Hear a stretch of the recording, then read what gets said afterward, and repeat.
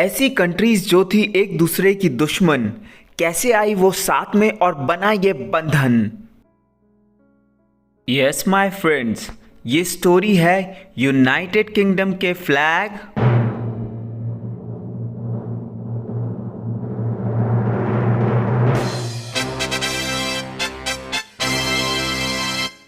Union Jack की। इस story को कम्प्लीटली एक्सप्लेन करने के लिए मैंने इसको अलग अलग पार्ट्स में डिवाइड कर दिया है and this is part 1 of it. वो अपनी बातों पे फुल स्टॉप लगाते हुए और इस स्टोरी को आगे बढ़ाते हुए शुरू करते हैं।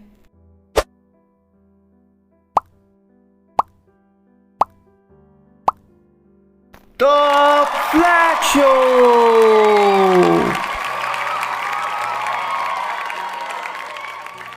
क्रिश्चियनिटी थी इन देशों की पहचान, तभी बनाया अपने झंडों पर क्रिश्चियन सेंट्स के निशान। यस फ्रेंड्स, इन कंट्रीज़ के झंडे उनके पेट्रन सेंट्स के क्रॉसेस पर बेस्ड थे। जैसे इंग्लैंड का झंडा सेंट जॉर्जेस क्रॉस, स्कॉटलैंड का झंडा सेंट एंड्रूज क्रॉस और आयरलैंड का झंडा सेंट पैट्रिक्स क्रॉस पर बेस्ड थे। अब मन में सवाल आया कि ये साथ कैसे आए, तो उसके लिए हमें बैठना पड़ेगा टाइम मशीन में और जाना पड़ेगा बहुत बहुत पीछे।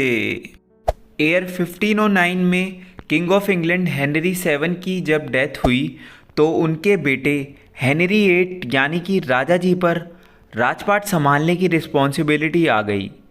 और इतना ही नहीं, राजा जी को अपने भाई की बेवा कैथरीन से शादी भी करनी पड़ी।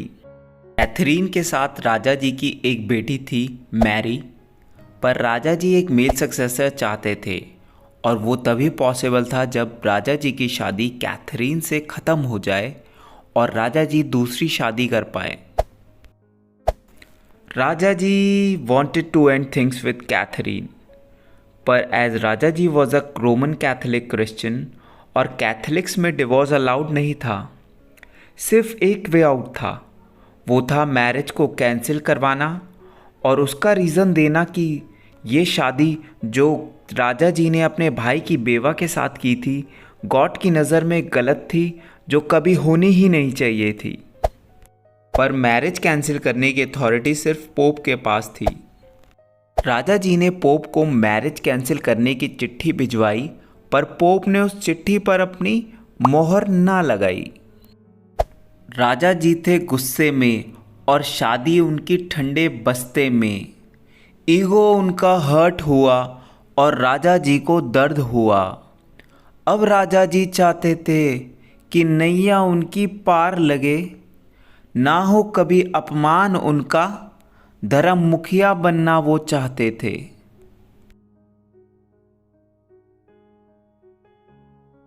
राजा जी ने पोप की सुप्रीमेसी को चैलेंज करने के लिए इंग्लिश रिफॉर्मेशन पार्लियामेंट को स्टार्ट करा। इस पार्लियामेंट में बहुत बड़े बड़े डिसीजंस लिए गए, जैसे इंग्लैंड के चर्चेस से पोप के खजाने में जाने वाले पैसों पर पहले लिमिट लगाना और बाद में बिल्कुल रोक लगाना, कोई डोमेस्टिक इशू को पोप के पास ले जाने को क्राइम बनाना, मोनेस्ट्रीज को बंद करना और सबसे बड़ा डिसीजन चर्च ऑफ इंग्लैंड का हेड अथॉरिटी अपने आप को और अपने आने वाली जनरेशन्स को बनाना, जो 2022 में भी एप्लीकेबल है।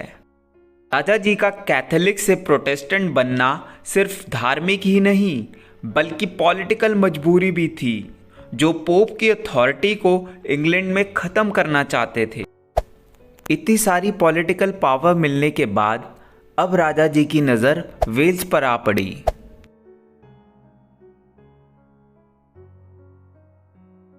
वेल्स जो लगभग 150 साल से इंग्लैंड के कंट्रोल में था, जब से किंग एडवर्ड ने वेल्स पर कब्जा किया, पर वेल्स एडमिनिस्ट्रेटिव और जुडिशियल ऑटोनॉमी एंजॉय करता था।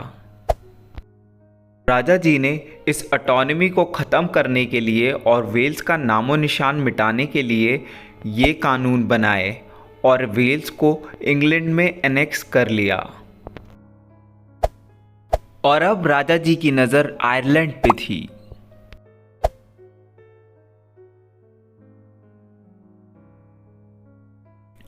ट्वेल्थ सेंचुरी से एक आयरलैंड की लॉर्डशिप किंग ऑफ इंग्लैंड के पास थी, पर यह लॉर्डशिप पोप की अथॉरिटी से इंग्लैंड के किंग्स को मिली थी और राजा जी को डर था कि पोप जो उनको कैथोलिसिज्म से बाहर निकाल चुके थे, कहीं वो आयरलैंड की लॉर्डशिप ख़त्म ना कर दें।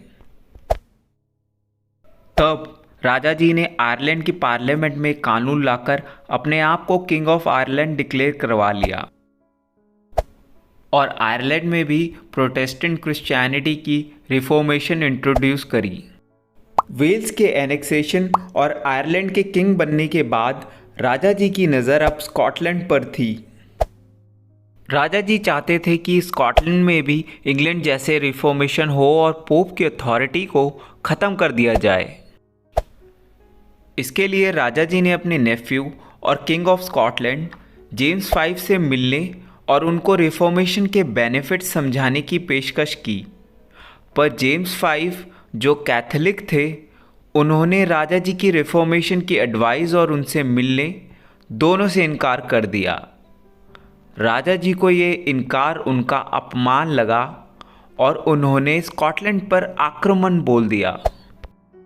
इंग्लैंड ने स्कॉटलैंड को इस बैटल में हरा दिया और जेम्स V बीमारी के चलते गुजर गए। जेम्स V की 6 दिन पहले पैदा हुई बेटी मैरी I अब क्वीन ऑफ स्कॉटलैंड थी। राजा जी चाहते थे कि मैरी का ब्याह उनके बेटे एडवर्ड VI से पक्का हो जाए और एडवर्ड VI तीनों किंगडम का महाराजा बन जाए। इनिशियली इस प्रपोजल को स्कॉटलैंड ने एक्सेप्ट करते हुए ट्रीटी ऑफ ग्रीनविच साइन करी, बट मैरी की माताजी ने रिश्ता रिजेक्ट कर दिया। राजा जी की इंसल्ट अब पर्सनल ही नहीं, डिप्लोमेटिक भी थी। राजा जी का गुस्सा अब 7वें आसमान पर जा चुका था और राजा जी ने स्कॉटलैंड पर वॉर डिक्लेयर कर दी, जो लगभग 8 साल लंबी चली।